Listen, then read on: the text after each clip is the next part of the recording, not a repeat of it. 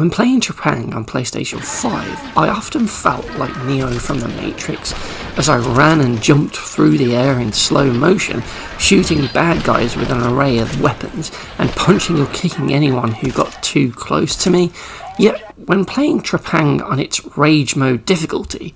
a difficulty that the devs tell you not to actually play, you are often reduced to a cowering, whimpering shell of a soldier who is scared of their own shadow and desperate to stay alive long enough to reach that next checkpoint. You see, while you still have the slow-mo, the cloak, and your entire arsenal to use against the enemies, their AI in this game is cranked up so high in Rage Mode that these enemies can just one-shot you from anywhere at a moment's notice. These guys have pinpoint accuracy, and in Rage Mode you can go from having a full health and armour bar to being dead in just a split second, and if you're somehow still lucky enough to survive the onslaught, you'll likely only have a sliver of health left as you feverishly slide across the map using your cloak and desperately trying to escape and find some more health and armour. Rage Mode is brutal, trust me. It's very, very hard. I died hundreds of times throughout this mode, and it took me hours upon hours to get through it. Oftentimes, Rage Mode will feel really unfair, and when you die suddenly out of nowhere, it can feel really BS. So, you're probably wondering why I'd bother to even pick this difficulty in the first place. Well, Rage Mode, of course, has a trophy attached to it, doesn't it? Called Unbreakable Will, which requires you to not only beat the game's campaign on Rage Mode, but also all 6 of the side missions on Rage Mode too.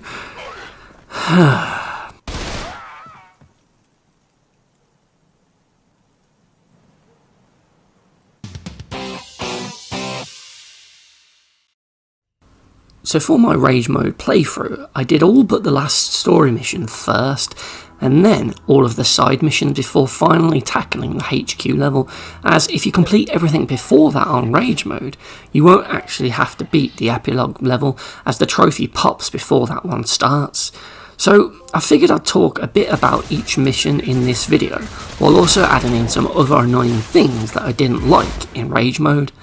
So the first mission, Site 14, is easy for the most part, as it is a tutorial level. However, it really cranks up the difficulty a notch once you get to this last room, and it really does give you a taste of the BS that is to come in this Rage Mode playthrough. This room features multiple doors on all sides of it, and a large group of enemies will come through them in waves, so you really need to learn the spawn points for each wave and be ready at the right door to take them out as quickly as possible before they all get a chance to fire bullets at you. One of the annoying things about this mission is that you can't pick a custom loadout when playing it, so I couldn't use the dual-wielded shotguns with the choke attachment and the grenade launcher to really stick it to them. Instead, you're forced to use whatever you find in the level, and if you've used up too much of the weapons or the grenades before you get here, it can be really tough surviving through these waves. Though if you can beat this level, you've a good chance of beating this mode, provided you have the patience for it. And if you thought that was hard, well, the second level, the Pandora Institute, will challenge you even further, as this one is a really tough but also really long level that has a brutal part of this courtyard, as you are just bombarded with a load of enemies, and there's also several of those big armoured guys here who will just take a crap load of bullets off you and will spray you with like a minigun or something. Engaging combat in here with these enemies would almost always result in my death pretty quickly, as there was just way too many bullets coming at me to try and avoid, and after countless failures here, I almost gave up all hope of beating Rage Mode. That was until I discovered that I could just sneak past the first lot of enemies and simply plant this detonator here and then just leg it into this new room and kill the goons here, and if I managed to do all that without dying, it would give me a checkpoint, which is oh so vital. And then I just made good use of the gas grenades to turn enemies into zombie-like creatures, which creates a good distraction, allowing you to pick off all of the other soldiers. But I still died here loads, Oftentimes though, it was by my own weapon. I mean seriously, what is it with the grenade launcher? This thing is just wildly inconsistent. Sometimes I'll survive the explosion, and then other times I'll just die even though the explosion of my grenade is even further away than before, surrounded by a bunch of enemies. It's just so annoying, and I messed up so many runs because of this. But once I stopped blowing myself up, there was still plenty of soldiers left in this area to take out, and I did die again multiple times before reaching the next checkpoint. However, I eventually managed to get past this challenging and frustrating section, and the rest of the level was fairly straightforward, to be fair, though the Mothman boss at the end of the level did kill me way too many times with his instant one-hit kill grab move, the giant dick. The third mission, Jorvik Castle, was another hard and long mission with a bunch of tough spots throughout. This one really did feel like an uphill slog to get through, and it did take me a while to beat. There's lots of cramped corridors and plenty of tables, chairs and boxes for you to get your ass stuck on when trying to slide evade about the place. Early on in the mission, you enter a 2-floored room and have a big fight against a load of enemies and this enforcer mini-boss who pays and sprays his minigun around like a madman. This was a really tough section, and again it took me a good while to get through it, as bit by bit I figured out a way through that worked for me. You definitely want to take the minigun with you in this mission and make sure that you have unlocked the smart gun attachment for it. That way you can stay upstairs using the homing bullets of the minigun to hit the enforcer below, while you safely take him out from above. This level was also the first one where I was constantly running low on shotgun bullets, and after each fight was over, I'd spend several minutes just wandering around the room trying to find more shotgun ammo, yet the game decided to just give me ammo for every other gun type in the game, bar the one I need.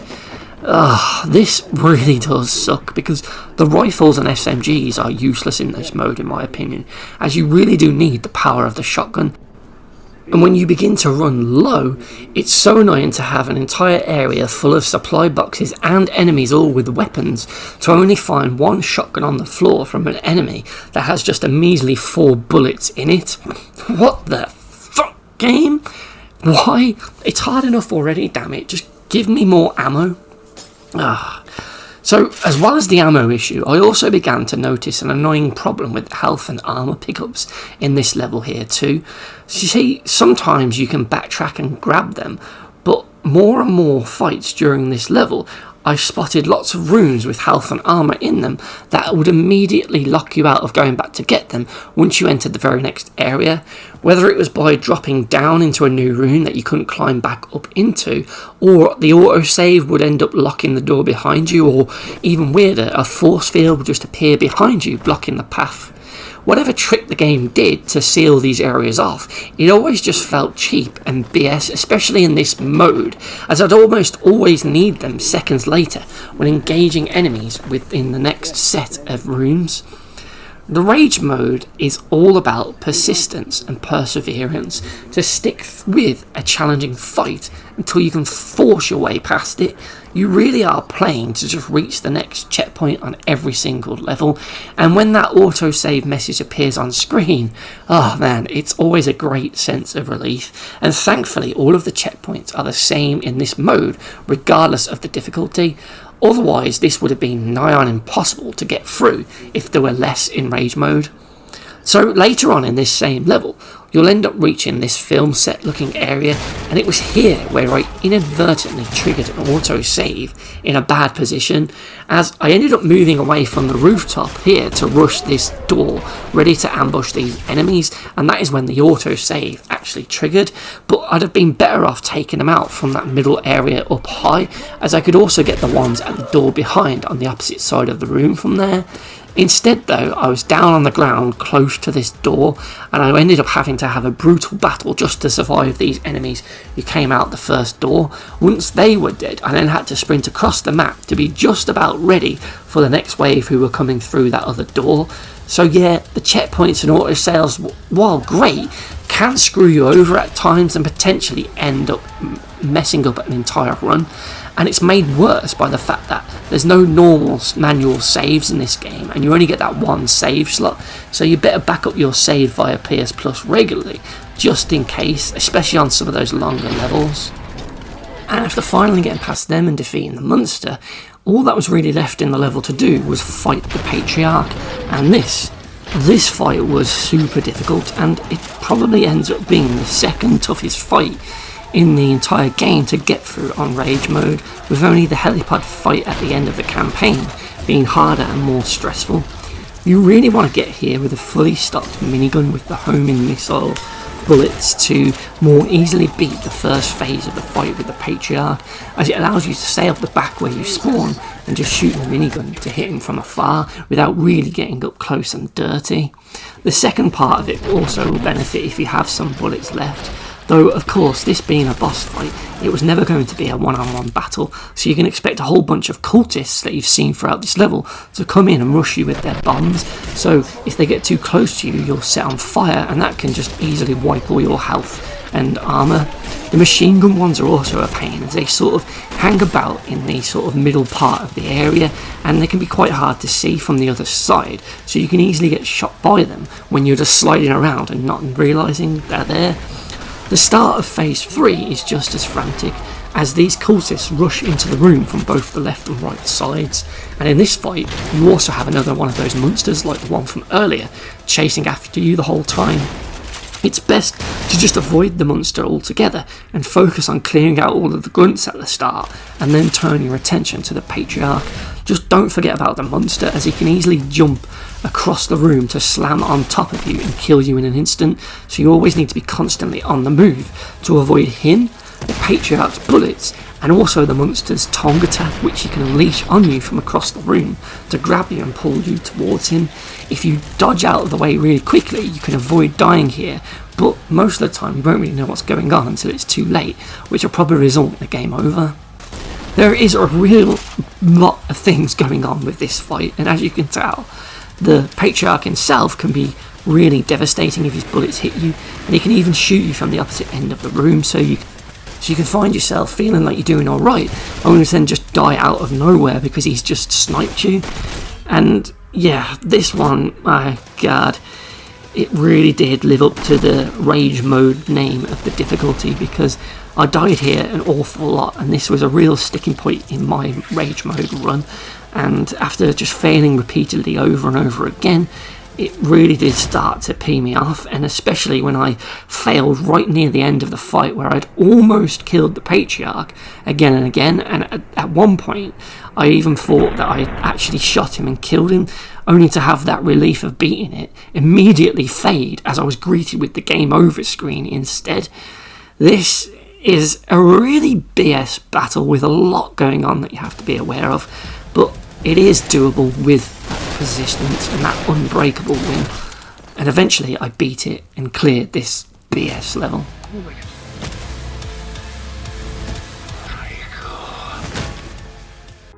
After 2 hard campaign missions in a row, the next one at Site 83 is thankfully a much easier level, where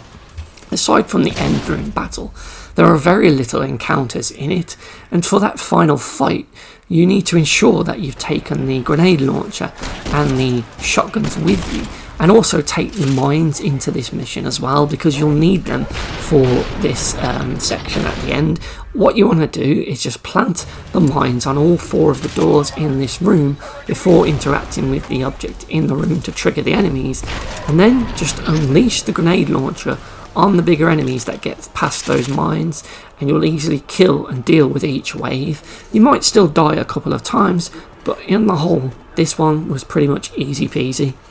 So after that, I had just 1 campaign mission left to do, and before I went to do that one, I did all of the side missions. First up was the Gunnison complex. This one required you to hack 3 terminals and defend them until the hack is complete from waves of enemies. This was made easier by the hacker enemies that come in to try and stop you, as you can just grab one of those as soon as they spawn and then hide with them to stop any more of those spawning. So the first terminal is just really easy, with a checkpoint appearing upon starting the hack of a second terminal, and I think that is just really BS, because the autosave should trigger as soon as the terminal is finished being hacked, not when you start a second one, as it just makes dying and then retrying it going all the way back more of a ball ache. So for the second terminal, I went over into this corner and put mines down at the 2 doorways and just hid here, and weirdly no one came into this room to try and stop me, so that terminal was just easily done, and it was only the final terminal that just proved tough to survive in. So I stayed up top and just grenade launched anyone below out of this window, but despite my mines in the doorways of the rooms around me, some knob would always creep up and end my run with a quick blast of a shotty to the back of my head, and that just honestly sucked, and it was really intense trying to just hold on long enough in this room, constantly having to shoot out of the window to stop the hackers and continue my hack. And also having to just reach the lift at the end of this mission was also scary, as you just don't want to fail there when you actually completed the damn thing. Why you have to do that, I don't know. I then did the second hacking mission right after this one at the Iron Dragon data center, and this one gave me a load more deaths on my rage mode playthrough, as you can just easily get shot here by enemies on the floors above or below you when running around, and also when you've hacked a terminal it can easily get overrun with a bunch of enemies, making it really hard to get in and defend it to restart the hack without getting shot by a bombardment of bullets that come towards you. In the end, I just had to use the magical gas grenades to turn enemies into monsters and distract the other soldiers. I also held up a hacker again and went into this corner by this door and just praying that no one would shoot me. Again, this was a really intense one, and I even ended up dying right at the end when going for the exit, because I got shot by this guard who just come around this corner just as I was heading to the staircase. What a crock of BS. But eventually, I managed to get through it. I then did the unidentified structure mission afterwards pretty quickly, as this is a really easy mission, with the only standout being the fight in the building when you come back up to the surface. Though once you kill a couple of the guys that are inside the building, you just need to camp upstairs and fire the grenade launcher out of the window to have your homing missiles just hunt down the enemies and kill them. I did that here for quite a while and just killed most of the enemies that way, quickly killing the odd one with a shotgun if they just happened to wander inside. The Kellington Colliery was the second hardest side mission, as this one features 8 waves of enemies for you to kill and survive against. It was a dark sewer map with tight corridors and lots of corners for enemies to pop out from and kill me in one hit. There's bomb cultists, machine gun cultists, armoured ones, as well as a final boss to deal with at the end, and you can just easily die at any wave and just get stuck on the spawns. But the key for this one to me was just sticking to the outside of the map, taking a route around the top or below along this edge, rarely ever going into the middle unless I needed to grab a health pack that was down there, as you'd more than likely just get shot from anyone who can just see you from the middle. I also needed to learn the spawns here, as enemies drop out of these giant pipes along the edge of the map, and if you're in the right place at the right time, you can grenade launcher them as they come out to kill big groups of enemies really quickly, or like I did, use those mighty gas grenades to just turn a load of enemies into zombies that then attack the other enemies, buying you a bit of time to just breathe, because I'd then just hide for a bit and hope that they could take out a few of the enemies before they were killed themselves. The final wave though proved to be really tough, as there were a bunch of normal enemies rushing me, as well as the big final boss to try and kill. And this guy just has a big minigun that can just easily kill you with a spray of bullets from across the other end of the map. So in these missions, I forgot to mention earlier, you can go to this crate and buy things. So every time you kill an enemy, you'll get some money for it, and you can use this money to buy more ammo, armor, health, as well as these specialist things where you can buy some soldiers to come into the map and help you. So I brought a team of soldiers at around the 5th or 6th wave to just help me, and I would have brought them again in the final wave, but every time I did, I just found that they kept dying really quickly, because I think the boss with his minigun just destroyed them. So instead, I ended up buying the shotgun ammo and more gas grenades to help buy more time by turning enemies against each other. And eventually I think I got the boss with some gas grenades actually, and managed to just pick off everyone else to then be able to finally beat this horrible mission. Whew, God. So after that, there was now just 2 more missions left. The first up was the last side mission, the crash site one, which is really hard as it's this big open area where you can just get shot from any angle across the map. Someone can get you, or someone can just sneak out from behind some of the debris and just pop shot you. You'll want to stick to the outer edge of the map here, but the problem is the map is bigger than the actual player area you're allowed in, so when you're constantly sliding around, panicking, trying to avoid all the enemies, you can easily go out of bounds, and if you do that, the game just starts killing you because of radioactive areas, and it's just really annoying. Like, there's so much else trying to kill me. I don't need the game trying to kill me because I slightly stepped foot outside of an area. It should give you a countdown or something telling you that you'll die instantly if you don't go back within a couple of seconds. So enemies in this mission, for most of it, will drop in from choppers, making them really easy targets for your grenade launcher, though as there's like 3 or 4 choppers at once, a lot of them will escape you, but for the most part you can always take out most of the enemies in at least 1 chopper before they fly away, though the armoured enemies will take a couple more grenades or a lot of bullets to the back of the head. There's also these really annoying moments in this mission where airstrikes come in that you have to avoid, but these can still somehow kill you despite being in cover, which is just really, really annoying. The crash site is one of the few missions that do require some actual tactics, and the key here is to make good use of the supply drops, using the gas grenades and grabbing the detonators to blow up the crates that will give you an extra minigun, grenade launcher and that mini rocket sort of shotgun thing. You'll want to keep the armoured guy alive in one of the rounds early on, and do all of this before starting the next round, which triggers once you kill that armoured guy. Now usually he'll stand in the middle where the plane is, so you can just go around the outer edge of the map and grab the detonators from the front of the plane, and then use it to blow up the 3 containers scattered around the area to get these. Once you then do that and grab the minigun, you then need to go back around the map to the other side to go to the crate that will allow you to add the homing bullets part to the minigun. That way you can easily kill the snipers and the grenade launcher guy with those homing bullets from the cover of the plane in the next round, to avoid getting blown up by that grenade launcher at the other side of the canyon in an area where you can't reach, because trying to get up close to them to kill them with a shotgun just didn't work for me, especially when the snipers could hit me through solid rock. That was a great fail, that was. That felt really good having to start that bit again. And one of the pains about this part is I think you have to kill that wave and then the snipers before you get a checkpoint as well, because it just didn't always trigger that checkpoint for me. That was the real pain, where some autosaves just wouldn't trigger for some weird reason.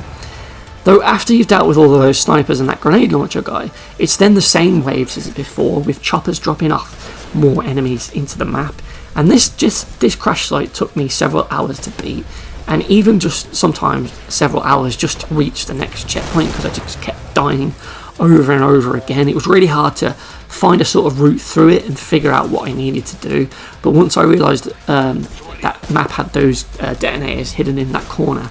and it allowed me to get more bullets from those crates, it all sort of clicked together better, and I could use more homing grenade launchers for the final wave to just hide around the edge and take out most of the minions, leaving me with just like the boss to kill. It's a really, really tough mission, and you really need to be able to master the slide, the cloak and the slow-mo movements to safely zip around the map without ever getting hit. And it's also one of the few where, yes, you do need to be thinking about the rounds ahead and plan what to use and where to use it, and also make sure you get those detonators to get more weapons. I can't stress that enough. So yeah, I beat this mission at around 4 AM after being on it for hours all through the night, and each time I got to a new checkpoint, I just knew I had to keep pushing to get further and further on, keep this momentum going. And yeah, eventually I did it at 4 AM, and then I quickly went to bed. And then the next day, all that was left now was that final campaign mission, and I finally have this trophy in the bag. So the majority of this mission, while tough, shouldn't be much of a problem if you've come this far in your Rage mode playthrough already, as it's the last section of this mission that is a true nightmare. This rooftop battle sucks, and I even struggled with it on my normal mode playthrough, as the enemy AI on that was BS, as they'd all suddenly become really accurate and deadly here in this section of the level. But this is Rage mode after all, so that is to be expected. No, what makes this tough is that it's a timed section full of enemies that forces you to destroy increasing amounts of these tubes with brains in, so you're forced to dart around the outer edges of the roof to get to all of these tubes in time to blow them up before this bar fills and you fail the mission. It starts with 1, but then it's like 3, and before you know it, you've got to destroy 6 of them quickly or you'll fail the mission. All the while, on each wave, more enemies are dropped onto the roof via choppers, and after facing wave upon wave of these, you'll soon run low on ammo, as in order to get a checkpoint in the later waves at least, I found that I needed to destroy not just all of the brains in the tubes, but also kill all of the enemies in the area. And there were always a few who loved to hang around inside the building on the top floor, ready to kill me as I came up to look for them, or other knobs who would pop out on a corner as I'm sliding around the edge of the roof to one-shot me. I think I died here the most of any fight in Rage mode, and it really did suck. You've got to be really quick to GL the choppers to take out the guards, but it doesn't always work, or you'll hit them with the grenade, but they'll fall onto the floor and survive, and then they'll kill you when they get back on your feet, as you're just unaware of them at that point, focusing on everything else going on. Thankfully, I had a good spawn towards the end of one of the later waves on this set of stairs close to the middle room, allowing me to head inside that at the start of this wave to open up the shotgun and grenade launcher chests to get more ammo, though trying to head back in to kill the people coming out of the chopper and then just trying to survive long enough to just move around and gradually take out enemies proved to be difficult. Surprisingly, the 6 brains were pretty easy to take out near the end of the mission, and it was just the enemies that you needed to kill that were tough, though thankfully there seemed to be a checkpoint for me after destroying the brains, where the game then wants you to grab the detonators to start the next part of the mission, but before I could get them, I needed to ensure that I killed everyone here so that no one would spawn when grabbing the detonators and fighting the chopper, and I must have failed this several times before I finally did it, and on this particular run, after a really close call, I managed to take out the last 2 enemies, and then I just needed to find the minigun, as that would allow me to easily destroy the chopper boss with it. But the problem was, I had no idea where the hell it was in this level,